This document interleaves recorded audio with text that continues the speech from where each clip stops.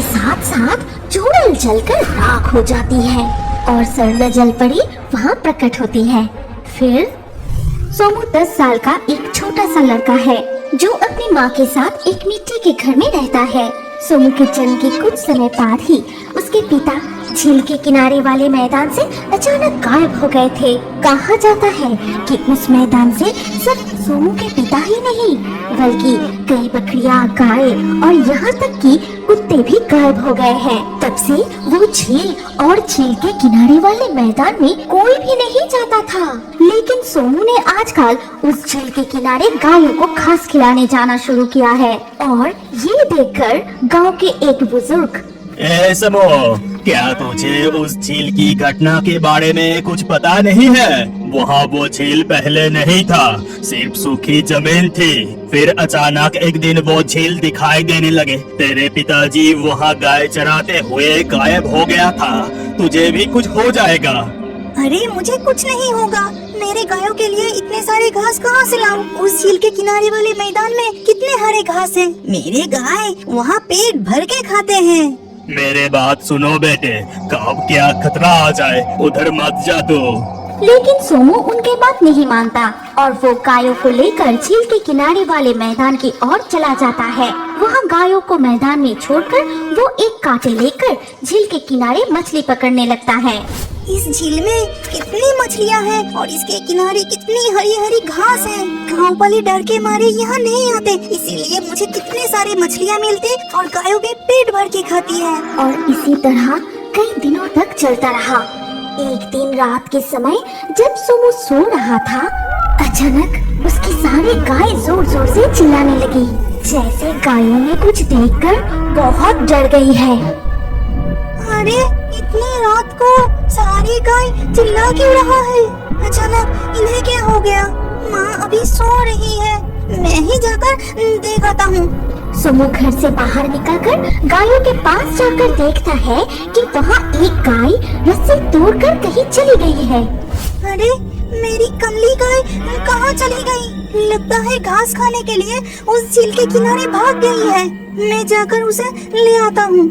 सोमू तो बहुत बहादुर लड़का है, इसीलिए वो जरा भी डरे बिना सीधा उस झील के किनारे वाले मैदान की ओर चला जाता है। और वहाँ पहुँचने के बाद अरे कमली गाय तो यहाँ भी नहीं है, लेकिन वो गई कहाँ?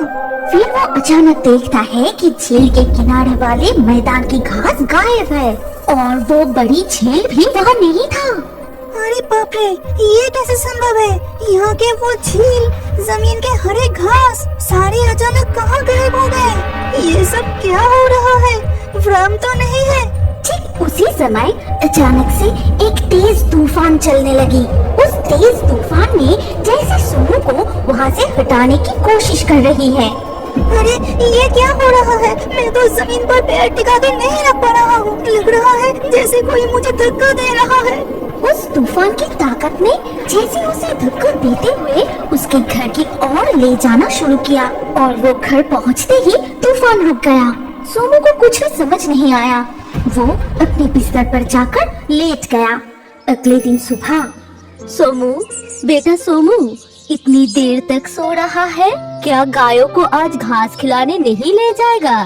सोमू जल्दी उठकर बिस्तर पर बैठता है और अपनी माँ से कहता है, हाँ माँ, जा रहा हूँ। क्या देर हो गया? ठीक है, मैं अभी जाता हूँ। पता है सोमू, कमली गाय आसपास कहीं भी नहीं मिल रहा है, सिर्फ उसकी रस्सी पड़ी हुई है। तू झील के किनारे जाके एक बार देख तो बेटा। पता है माँ, उस दिन गोपाल दादाजी पिताजी के बारे में कह के उस झील के किनारे वाले मैदान में जाने के लिए मना कर रहे थे। अच्छा माँ, मैं जो जाता हूँ, तुम्हें डर नहीं लगता? बहुत डर लगता है बेटा, लेकिन हम दूध बेचकर ही अपना गुजारा करते हैं और गायों को पेट भरकर खाना नहीं देंगे तो दूध कहाँ से मिलेगा। इसीलिए हमेशा प्रार्थना करता हूँ कि तुझे कोई नुकसान न पहुँचे। फिर सोमू गायों को चराने के लिए निकल पड़ता है और झील के किनारे वाले मैदान में पहुंचकर देखा, अरे पहले जैसा ही जमीन पर हरे हरे घास, पानी से भरा हुआ वो झील, सब कुछ ठीक ठाक है। तो फिर कल मैंने क्या देखा और मेरा कमली गाय कहाँ चली गई? बहुत खोजने के बाद भी कमली गाय को नहीं पाया गया। सोमू पूरे दिन झील के किनारे बैठकर सोचता रहा और उसी दिन आधी रात को सोमू बिना अपनी माँ से कुछ कहे चुपके से घर से निकलकर झील के किनारे वाले मैदान के पास आता है और एक पेड़ के पीछे छुपकर देखता है कि झील का पानी तेजी से घूमने लगा है। अरे बाप रे, ये तो झील के पानी से एक स्वर्ण जलपरी निकल के आई। सोमू और देर किए बिना दौड़कर उस सुनहरी जलपरी के सामने जाता है। तुम कौन हो? क्या तुम हर रात झील के पानी से निकल आती हो? मैं सुनहरी जलपरी हूँ। एक चुड़ैल अपनी जादुई शक्ति से मुझे इस झील में कैद करके रखा है। वो हर रात यहाँ वहाँ शिकार करती है, कभी कभी यहाँ भी आती है। तब मुझे उस चुड़ैल के लिए शिकार लाना पड़ता है। अच्छा, तो तुम ही हो जो मेरे कमली गाय को पकड़ के रखा है? हाँ, वो चुड़ैल कल यही थी। उसी के खाने के लिए तुम्हारी कमली गाय को मैं ले आई थी। अब तुम यहाँ से चले जाओ, वो चुड़ैल कभी भी आ सकती है। सोमू उस दिन के लिए वहाँ से लौट आता है, लेकिन रात में फिर उसकी गाय डर के मारे चिल्लाने लगती है। तब वो जल्दी से घर के बाहर निकलकर देखता है कि मंगला गाय वहाँ नहीं है। सोमू दौड़कर फिर से झील के किनारे वाले मैदान के पास जाता है और छिपकर देखता है कि वहाँ झील और घास कुछ भी नहीं है। वहाँ सिर्फ सुनहरी जलपरी खड़ी है। क्या वो चुड़ैल आज भी यहाँ था स्वर्ण जलपरी, और वो मेरे मंगला गाय को भी चुरा लिया गया? हाँ, लेकिन तुम यहाँ क्या कर रहे हो? यहाँ से चले जाओ, नहीं तो वो चुड़ैल तुम्हें भी। नहीं, मैं यहाँ से नहीं जाऊँगा। तो मुझे बताओ कि उस चुड़ैल को कैसे सजा दी जाए और तुम्हारी मुक्ति कैसे होगी? इस पूरे मैदान के घास ही उस चुड़ैल के सिर के बाल हैं। उनमें ही उसकी जान छिपी हुई है। अगर तुम एक दिन के अंदर शाम होने से पहले ही सारी घास काटकर उसे जला सकते हो तो वो चुड़ैल मर जाएगी। लेकिन तुम किसी की मदद नहीं ले सकोगे और किसी को कुछ बता भी नहीं सकोगे। सोमू ये सुनकर फिलहाल घर लौट आता है, लेकिन सुबह होते ही वो उस मैदान में घास काटना शुरू कर देता है। दिन चढ़ने के साथ तेज धूप की गर्मी से उसका शरीर जलने लगता है, लेकिन वो बिना रुके घास काटता ही रहता है। ए समू, पागल हो गए हो क्या? इतनी धूप में घास क्यों काट रहा है? इस कड़ी धूप के वजह से तू बेहोश भी हो सकता है। सोमू उसकी बात का जवाब नहीं देता। वो हाथ चलाकर घास काटता रहता है। ये देखकर गोपाल दादाजी वहाँ से चले जाते हैं। इसके बाद उसकी माँ वहाँ आकर, ओ सोमू, मेरे बच्चे घर चल। पूरे दिन तूने कुछ नहीं खाया, एक बूंद पानी तक नहीं पिया। इतनी सारी घास का क्या करेगा? मेरे बच्चे घर चल। सोमू माँ की बात का भी कोई जवाब नहीं देता। वो घास काटता ही रहता है। इस तरह घास काटते काटते जब लगभग शाम हो जाती है, तब अचानक एक भयंकर तूफान उठता है और चारों ओर धूल से भर जाता है। सोमू समझ जाता है कि क्या होने वाला है। वो और तेजी से घास काटना खत्म करके जैसे ही आग जलाने जाता है, तभी एक गंजी चुड़ैल आकर, रुक जा, मैं रेडी हूँ, रुक जा, घास पे आग मत लगा, रुक जा, नहीं तो तुझे खत्म कर दूंगा, तेरी गर्दन मरोड़ के खून पी जाऊंगा। लेकिन चुड़ैल कुछ करने से पहले ही सोमू उस घास में आग लगा देता है और चुड़ैल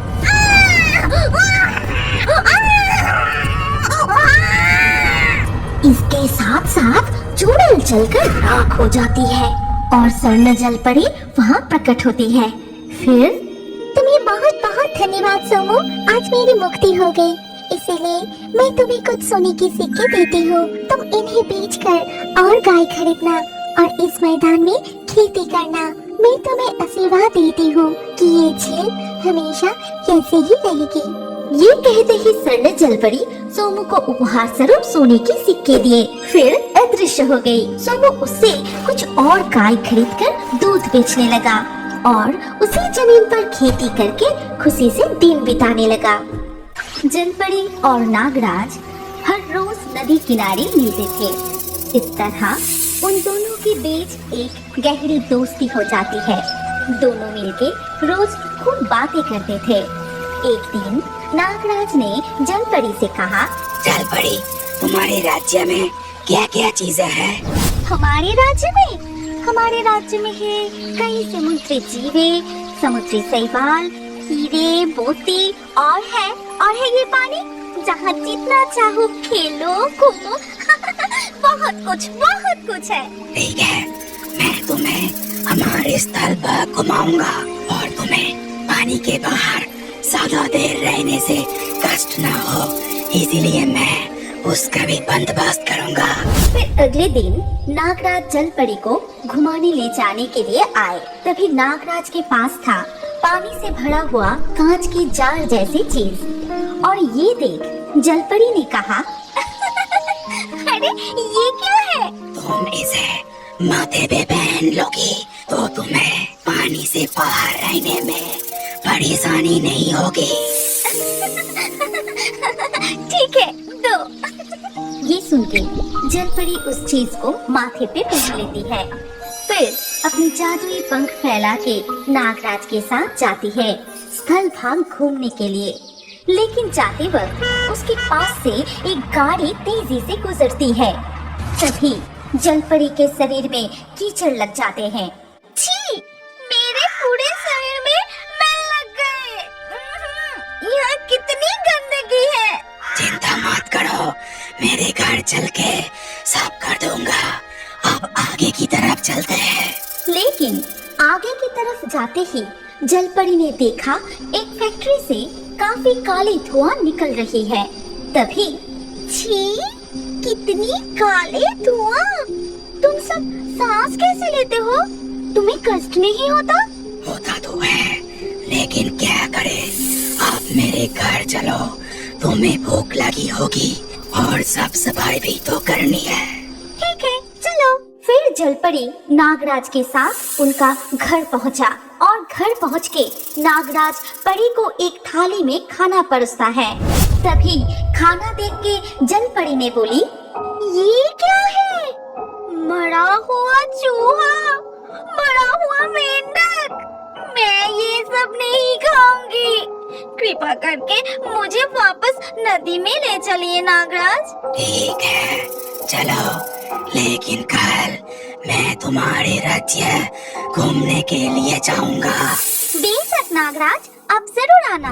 और अगले दिन सुबह नागराज जलपरी के साथ उनके राज्य घूमने के लिए जाता है और वहाँ जाके नागराज चारों तरफ घूम घूम के देखता है और मन ही मन कहता है कि वाह, ये जगह तो बहुत ही सुंदर है। अरे बाप रे, यहाँ तो कितने सारे हीरे, मोती, कीमती रत्न है। अरे कितने सारे रंगीन मछली। फिर उसने जलपरी के घर पहुँचा और वाह वाह वाह, कितनी शांति है यहाँ। मैं भी यहाँ रह पाता तो कितना मजा आता। अगर मैं जलपरी से शादी कर लेता हूँ तो ये सब कुछ मेरा हो जाएगा और मैं यहाँ भी रह सकूंगा।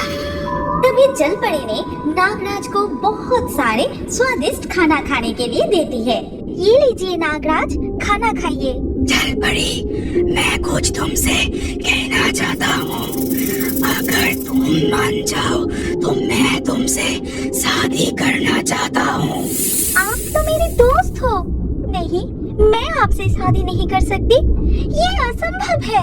लेकिन नागराज की लालच इतना बढ़ गया था कि उससे कुछ और सोच ही नहीं रहा था। तभी गुस्से में बोला, जलपरी, तुम बोल रहे हो कि मैं नागराज हूँ और मैं अभी तुमको मेरे जहर से मार डालूंगा और ये राज्य मेरा हो जाएगा।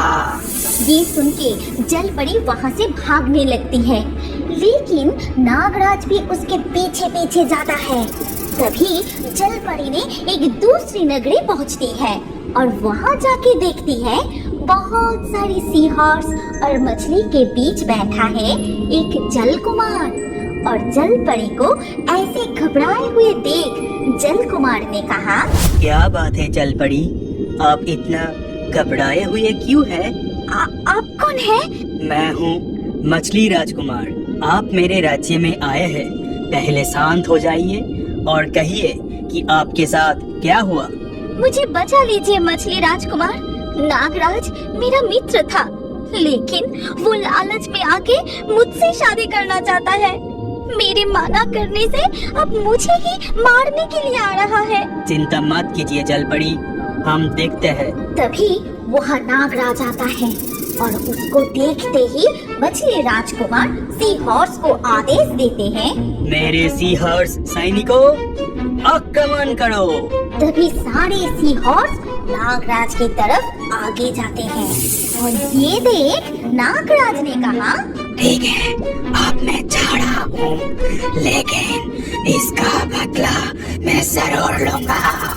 ये कह के नागराज वहाँ से चला जाता है। लेकिन अगले दिन ही नागराज फिर से जलकुमार के राज्य में आता है और एक पत्थर के पीछे छुप जाता है। फिर अचानक से हमला कर देता है। पानी में इतना जहर फैलाता है कि जहर से सब सी हॉर्स मारे जाते हैं। और ये देख मछली राजकुमार बहुत गुस्सा होते हैं, लेकिन नागराज हंसने लगते हैं। अब क्या होगा मछली राजकुमार? रुक दुष्ट नगराज, देख मैं अभी तेरा हालत क्या करता हूँ। फिर मछली राजकुमार ने एक शंख उठाए और शंख को बजाने लगा। तभी वहाँ आए इलेक्ट्रिक रे मछली। क्या बात है राजकुमार? इस नागराज को सजा दो। इसने लालच में आकर हमारा बहुत नुकसान किया है।